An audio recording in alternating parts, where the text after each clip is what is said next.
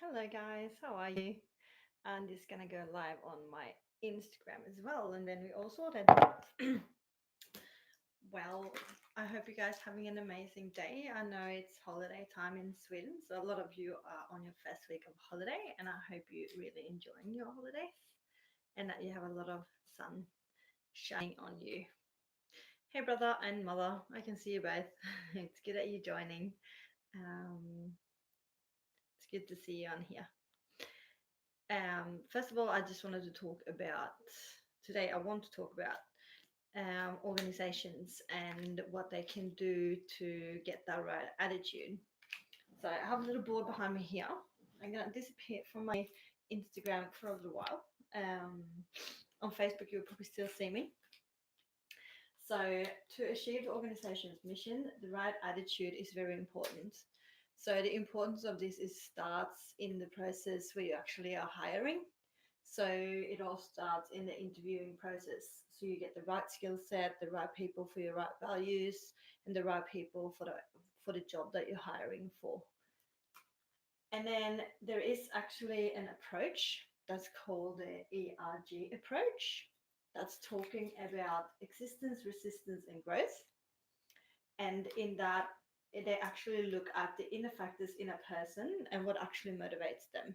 So it looks at the existence of the person, why there is resistance, and why there is growth in the company. So you're basically looking at all these different options um, and what the possibilities are. So I've written down some types of motivation. So the most common types of motivation that exist in organizations nowadays. So I wanted to talk a little bit about sorry, extrinsic motivation. So extrinsic motivation is more driven from external rewards such as money, grades, fame, promotions, all of those things. And it actually motivates to perform an activity to earn a reward. Example, if you play a soccer game, these people normally play because they want to win and they want that medal. While the other type of people I'm going to talk about a little bit later on, they only play because the activity is fun and they enjoy what they're doing. So the other motivation that I have is intrinsic, sorry, motivators, and they are driven by internal rewards.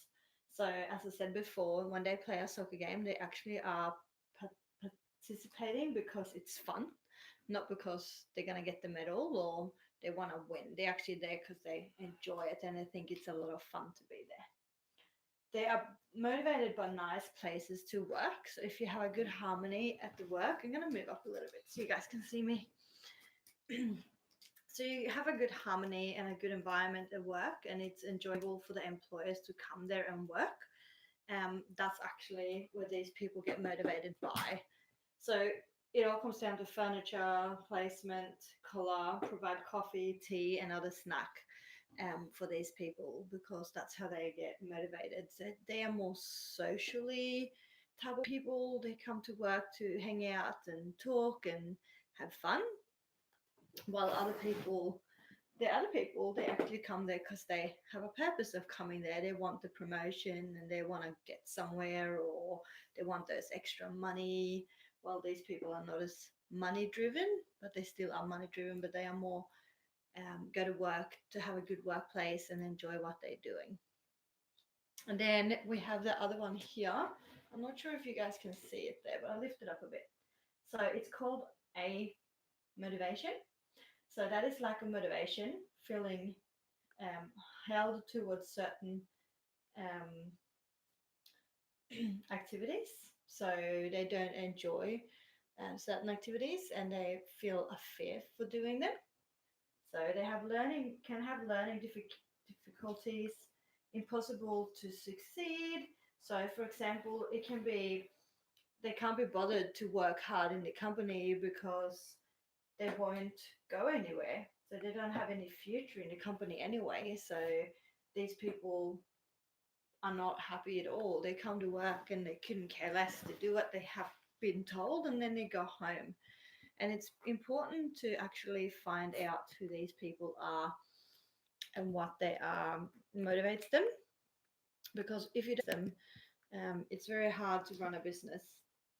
It's very hard to achieve the mission and the right attitude towards it if you don't know what motivates your staff. So it's very important to look down to all these different stages here. I can write them down for you in a comment if you want to look into them closer. It's a bit hard to see on this whiteboard because I had the light on. It's a bit of reflection, so I'm sorry for that. But yeah, another thing that's very important in companies and when it comes to motivation is actually feedback. So there is good feedback, there is bad feedback, there is direct feedback and indirect feedback, and then there's critical feedback.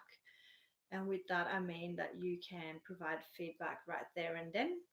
You can wait until if there's something related to a customer or something, you can wait till later until you provide that feedback because it doesn't look good to provide feedback in front of a customer.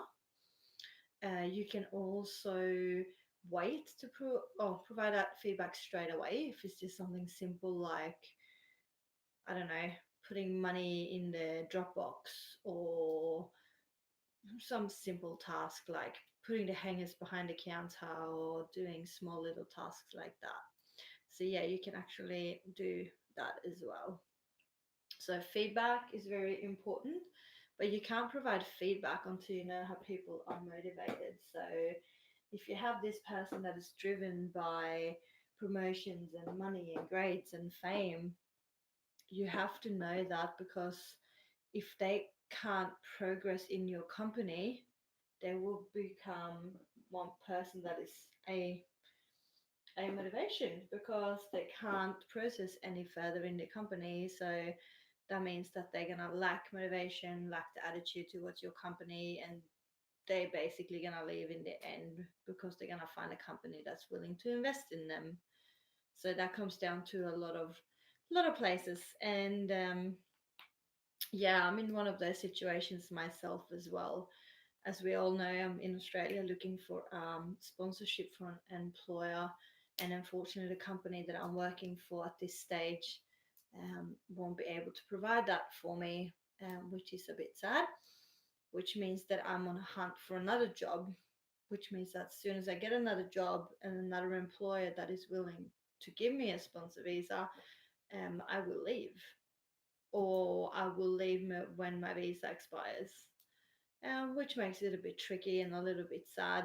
Um, I do feel I will be worth the investment because I am very strong and level headed, and I'm very driven and ambitious, and I just want to succeed, and I'm driven by fame and I'm driven by power. So I want to become something and someone. I do love to participate in just for fun, but I am very competitive. So I'm more towards this one than I am that one.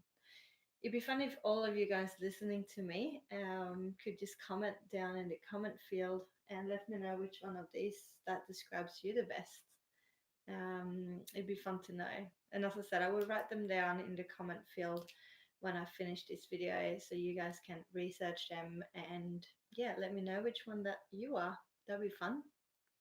So yeah, all I really wanted to say with this post was it's very important for a company and organization to know that if they want to achieve the mission, the right attitude in the company is very important, and they have to know what motivates their people and their staff, what is important for their staff and what do they want to do.